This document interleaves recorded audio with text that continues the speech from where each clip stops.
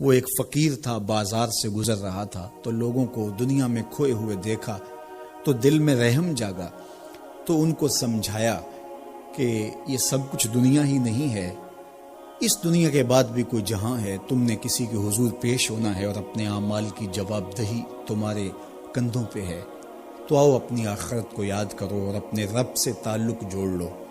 لوگوں نے کہا جا بابا کام کر، تجھے کیا پتا کہ دنیا کی لذتیں کیا ہیں اور ہم کس کام کاج میں لگے ہیں، جا اپنا کام کر۔ وہ شخص دل برداشتہ ہو گیا، وہاں کھڑا ہو کے آنسو بہانے لگا۔ کوئی شخص گزرتا ہوا رک کے کہنے لگا کہ کسی نے تجھے تنگ کیا ہے، کسی نے تیرے اوپر کوئی زیادتی کی ہے، تم کیوں رو رہے؟ اس نے کہا کسی نے کوئی زیادتی نہیں کی، بس ان کے رویے نے رلا دیا۔ کہا کیا ہوا؟ کہا گزر رہا تھا، ان کو دنیا میں کھوئے ہوئے دیکھا، دل میں خیال جاگا کہ ان بندوں کی اور رب کی صلح نہ کروا دوں۔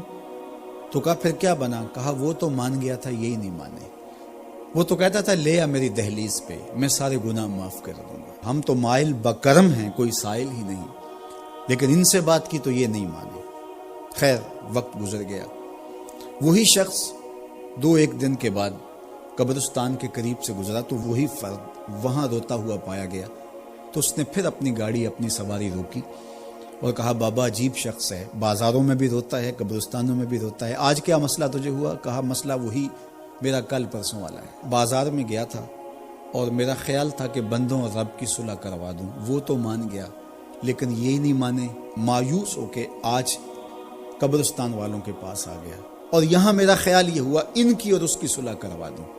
تو بڑی دلچسپی سے پوچھا کہ آج کیا بنا؟ کہا آج یہ مان گئے وہ نہیں مانتا، تو قبل اس سے کہ وہ وقت آئے اور ہم کہیں کہ یا لیتنی قدمت لحیاتی، ہائے میں نے یہ زندگی آخرت کے لیے آگے بھیج دی ہوتی، تو آج وقت ہے، وقت پر کافی ہے ایک قطرہ بھی آب خوش ہنگام کا، جل گیا جب کھیت برسا می تو پھر کس کام کا۔ جنہوں نے اپنی زندگی گناہوں میں گزار دی، خواہشات نفس میں گزار دی، آرزوؤں اور تمناؤں میں بسر کر دی، دو دنی چار کے چکر میں پڑے رہے، دولت کے انبار لگ گئے، پھر بھی نفس رجا نہیں ہے، اندر کی خواہشات تشنا کی تشنا ہی رہی، تو یہ کل جو ماننا ہے تو اچھا نہیں کہ آج ہی مان لیں اور اپنی زندگی کو اس کی راہوں پہ لگا لیں۔